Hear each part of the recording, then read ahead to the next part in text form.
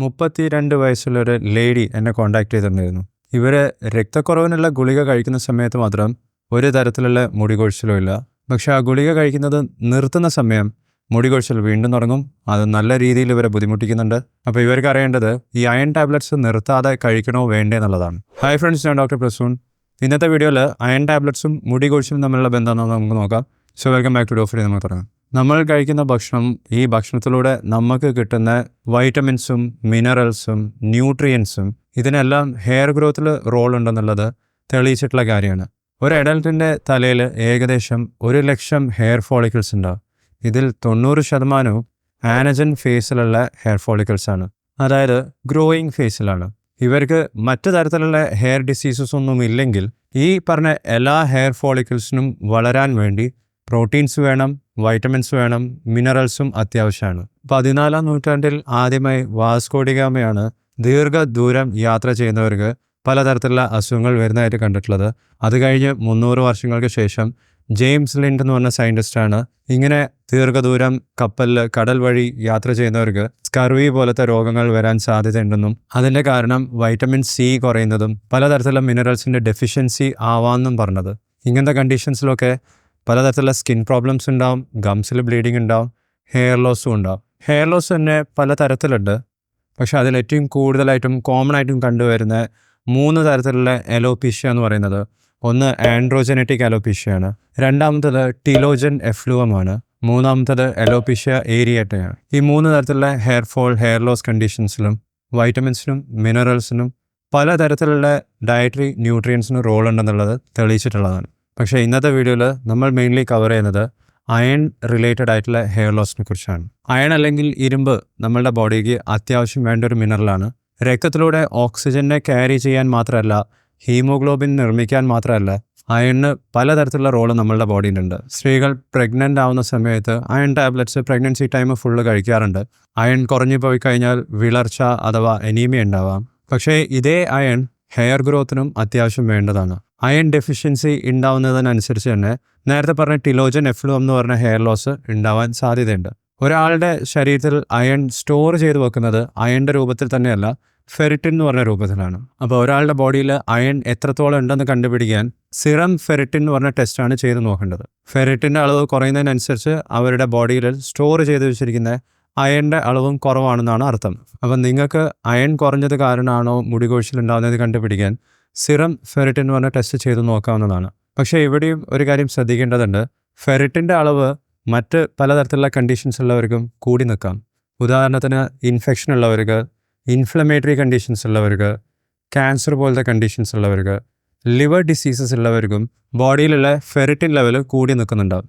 ലോകത്തിൽ തന്നെ ഏറ്റവും കോമൺ ആയിട്ടുള്ള ന്യൂട്രീഷണൽ ഡെഫിഷ്യൻസി ഏതാണെന്ന് ചോദിച്ചാൽ അത് അയൺ ഡെഫിഷ്യൻസിയാണ്. പ്രത്യേകിച്ചും സ്ത്രീകളുടെ കാര്യത്തിൽ അയണിൻ്റെ അളവ് കുറവാണോ എന്ന് നോക്കാൻ പലതരത്തിലുള്ള ടെസ്റ്റ് ചെയ്യാം. സിറം അയൺ ചെയ്യാം, സിറം ഫെറിറ്റിൻ ടെസ്റ്റ് ചെയ്യാം, ടോട്ടൽ അയൺ ബൈൻഡിങ് കപ്പാസിറ്റി എന്ന് പറഞ്ഞ ടെസ്റ്റ് ഉണ്ട്. പക്ഷേ ഇവിടെ നമ്മൾ മനസ്സിലാക്കേണ്ടത് അയൺ കുറവുള്ള എല്ലാവർക്കും അനീമിയ ഉണ്ടാവണമെന്ന് നിർബന്ധമൊന്നുമില്ല. വിളർച്ച ഇല്ലാതെയും ഒരാൾക്ക് അയൺ ഡെഫിഷ്യൻസി കാരണം ഹെയർ ലോസ് ഉണ്ടാവാം.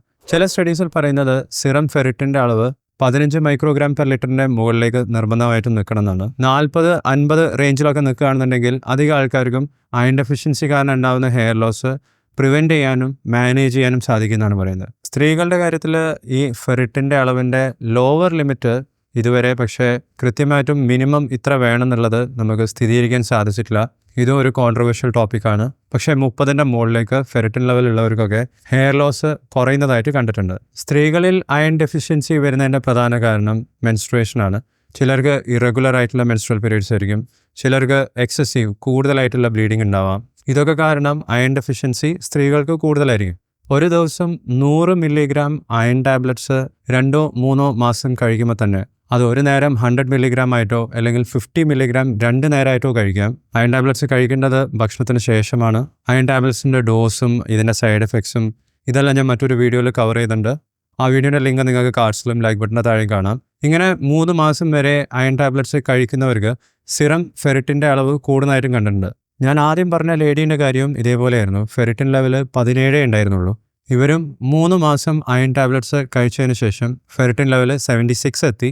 ഫെറിറ്റിൻ ലെവൽ നോർമൽ ആയതിനോടൊപ്പം തന്നെ ഇവരുടെ ഹെയർ ഫോളും കംപ്ലീറ്റ്ലി മാറി.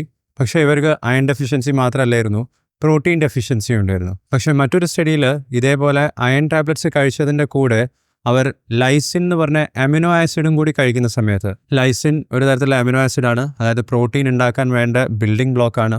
ഒരു ദിവസം 1.5 മുതൽ 2 ഗ്രാം വരെ ലൈസിൻ അവർക്ക് ഭക്ഷണത്തിലൂടെ കിട്ടുന്ന സമയത്ത് ഇവരുടെ അയൺ അബ്സോർപ്ഷൻ കൂടുന്നതായിട്ടും മീൻ ഫെറിറ്റിൻ കോൺസെൻട്രേഷൻ സിഗ്നിഫിക്കൻ്റ്ലി കൂടുന്നതായിട്ടും കണ്ടിട്ടുണ്ട്. ചുരുക്കി പറഞ്ഞാൽ അയൺ ടാബ്ലറ്റ്സ് മാത്രം കഴിക്കുന്നതിനേക്കാളും അതിൻ്റെ കൂടെ പ്രോട്ടീൻ അടങ്ങിയിട്ടുള്ള ഭക്ഷണം കൂടി കഴിച്ചാൽ ഫെറിറ്റിൻ്റെ അളവ് കുറച്ചും കൂടി എളുപ്പത്തിൽ ആവശ്യമുള്ള ലെവലിൽ മെയിൻറ്റെയിൻ ചെയ്യാൻ സാധിക്കും. കേരളത്തിലുള്ള അധികം ആൾക്കാർക്കും, പ്രത്യേകിച്ച് സ്ത്രീകൾക്ക്, ഭക്ഷണത്തിലൂടെ കിട്ടുന്ന പ്രോട്ടീൻ്റെ അളവും കുറവാണ്. ഹെയർ ലോസ് പ്രിവെൻറ്റ് ചെയ്യാൻ അയണിന് മാത്രമല്ല മറ്റു പലതരത്തിലുള്ള ന്യൂട്രിയൻസിനും റോളുണ്ട്. അതിൽ പ്രധാനപ്പെട്ടിട്ടുള്ള ഒന്നാണ് പ്രോട്ടീൻ എന്ന് പറയുന്നത്. ഇതുകൂടാതെ vitamin A, vitamin B, vitamin സിന് റോളുണ്ട്. വൈറ്റമിൻ സി അയൺ ടാബ്ലറ്റ്സിൻ്റെ കൂടെ കഴിക്കുന്ന സമയത്ത് അയണിൻ്റെ അബ്സോർപ്ഷൻ കൂടുന്നതായിട്ടും പല സ്റ്റഡീസിൽ പ്രൂവ് ചെയ്തിട്ടുണ്ട്. വൈറ്റമിൻ ഡിന് റോൾ ഉണ്ടെന്നാണ് പറയുന്നത്. ഇനി അയൺ കൂടാതെ സിങ്കിനും സെലീനിയം ഇത്തരത്തിലുള്ള മിനറൽസിനും ഹെയർ ഗ്രോത്തിൽ റോളുണ്ട്. ഇതിനെക്കുറിച്ച് നിങ്ങൾക്ക് കൂടുതൽ അറിയാൻ താല്പര്യമുണ്ടെങ്കിൽ ഞാൻ റെഫർ ചെയ്തിട്ടുള്ള ആർട്ടിക്കിളിൻ്റെ ലിങ്കും നിങ്ങൾക്ക് ലൈക്ക് ബട്ടന് താഴെ കാണാം, നിങ്ങൾക്കും വായിക്കാവുന്നതാണ്. നിങ്ങൾക്ക് ഇപ്പോൾ അനുഭവപ്പെടുന്ന കൂടുതലായിട്ടുള്ള ഹെയർ ലോസും ചിലപ്പോൾ ഇത്തരത്തിലുള്ള ന്യൂട്രീഷൻ ഡെഫിഷ്യൻസി കാരണമായിരിക്കാം. അത് അയൺ തന്നെ ആവണമെന്ന് ഒരു നിർബന്ധവുമില്ല. പക്ഷേ നിങ്ങളുടെ ഭക്ഷണത്തിൽ ആവശ്യത്തിന് ന്യൂട്രിയൻസ് കിട്ടുകയാണെന്നുണ്ടെങ്കിൽ നിങ്ങളുടെ ഹെയർ ഗ്രോത്തും പ്രോപ്പറായിട്ട് നടക്കും. ഹെയർ ലോസ് കുറയ്ക്കാൻ പറ്റുന്നുള്ള കാര്യം നിങ്ങൾ മനസ്സിലാക്കണം. അയൺ ഡെഫിഷ്യൻസി റിലേറ്റഡ് ആയിട്ടുള്ള ഹെയർ ലോസ് കുറച്ചും കൂടിയും സ്പെസിഫിക് ആയിട്ട് ബാധിക്കുന്നത് സ്ത്രീകളെയാണ്. അയൺ ഡെഫിഷ്യൻസി കറക്റ്റ് ചെയ്യുന്നതിനനുസരിച്ചിട്ട് ഹെയർ ലോസിന് മാറ്റം വരുന്നതും സ്ത്രീകൾക്കാണ് പുരുഷന്മാരെക്കാളും കൂടുതലായി കണ്ടിട്ടുള്ളത്. അയൺ ഡെഫിഷ്യൻസിയും ഹെയർ ലോസും തമ്മിലുള്ള ബന്ധം തെളിയിക്കുന്ന സ്റ്റഡീസ് ഇന്ത്യയിലും നടത്തിയിട്ടുണ്ട്. 35 സ്റ്റുഡൻസിനെ പാർട്ടിസിപ്പേറ്റ് ചെയ്തിട്ടുള്ള ഒരു സ്റ്റഡിയിൽ കണ്ടെത്തിയത് സിറം ഫെറിറ്റിൻ കുറയുന്നതിനനുസരിച്ചും വൈറ്റമിൻ D3 കുറയുന്നതിനനുസരിച്ചും സിറം കാൽഷ്യം കുറയുന്നതിനനുസരിച്ചും ഹെയർ ലോസ് മാത്രമല്ല പ്രിമച്വർ ഗ്രേയിങ്ങും ഉണ്ടാവുമെന്ന് പറയുന്നുണ്ട്. അതായത് ചെറുപ്പത്തിൽ തന്നെ മുടി നരയ്ക്കാനുള്ള ചാൻസസും ഈ ന്യൂട്രിയൻസ് ആയിട്ട് റിലേറ്റഡ് ആണ്. ഇത്തരത്തിൽ ഏകദേശം 20-ൽ കൂടുതൽ സ്റ്റഡീസ് ഇതേ ആർട്ടിക്കിളിൽ തന്നെ പറയുന്നുണ്ട്. കൂടുതൽ സ്റ്റഡീസിലും പറയുന്നത് ഹെയർ ലോസും അയൺ ഡെഫിഷ്യൻസിയും തമ്മിൽ ബന്ധമുണ്ടെന്നാണ്.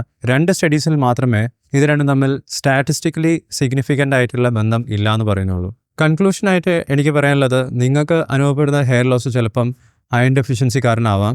അതാണോ എന്ന് കണ്ടുപിടിക്കാൻ പലതരത്തിലുള്ള ടെസ്റ്റുകളാണ് ചെയ്യേണ്ടത്. ബ്ലഡ് ടെസ്റ്റുകൾ ചെയ്യണം, അയണിൻ്റെ ടെസ്റ്റ് ഉണ്ട്, ഫെറിറ്റിൻ ലെവൽ നോക്കാം, total iron binding capacity, serum transferrin, peripheral smearing, ഇങ്ങനത്തെ കുറേ ടെസ്റ്റുകൾ ചെയ്ത് നോക്കാവുന്നതാണ്. ഈ ടെസ്റ്റിലൊക്കെ എന്തെങ്കിലും മാറ്റങ്ങൾ കാണുകയാണെന്നുണ്ടെങ്കിൽ നിങ്ങൾക്കും ഒരു സ്കിൻ സ്പെഷ്യലിസ്റ്റുമായി സംസാരിക്കാം. അതിനുവേണ്ടി ഹോസ്പിറ്റലിൽ പോകണമെന്ന് നിർബന്ധമില്ല.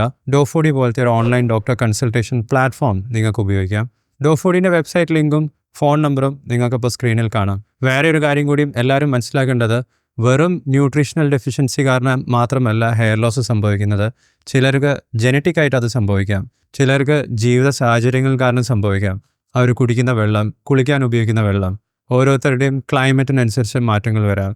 എൻവയൺമെൻറ്റൽ പൊല്യൂഷൻ ഒരു കാരണമാണ്. ഫംഗൽ ഇൻഫെക്ഷൻസ് കാരണം ഇങ്ങനെ സംഭവിക്കാം. സെബോറിക് ഡെർമറ്റൈറ്റിസ് പോലത്തെ ഓട്ടോ ഇമ്മ്യൂൺ ഡിസീസസ് കാരണം മുടികൊഴിച്ചിലുണ്ടാവാം. ഇങ്ങനെ മുടികൊഴിച്ചിലിന് മറ്റ് പല തരത്തിലുള്ള കാരണങ്ങളുണ്ട്.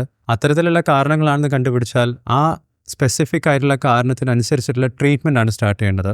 എന്നാൽ മാത്രമേ ഹെയർ ലോസ് കറക്റ്റ് ചെയ്യാൻ സാധിക്കുകയുള്ളൂ. ഇനി അയൺ ഡെഫിഷ്യൻസി കാരണം ഉള്ള ഹെയർ ലോസ് ആണെന്ന് നിങ്ങൾക്കും തോന്നുന്നുണ്ടെങ്കിൽ നിങ്ങൾ ആദ്യം ചെയ്യേണ്ടത് അയൺ ടാബ്ലറ്റ്സ് കഴിച്ച് തുടങ്ങുന്നതിന് മുമ്പേ അയൺ അടങ്ങിയിട്ടുള്ള ഭക്ഷണം കൂടുതൽ കഴിക്കുക എന്നുള്ളതാണ്. അതിന് നോൺ വെജിറ്റേറിയൻ ഭക്ഷണം കഴിക്കണം, യെല്ലോ റെഡ് കളറിലുള്ള ഫ്രൂട്ട്സും വെജിറ്റബിൾസും കഴിക്കണം.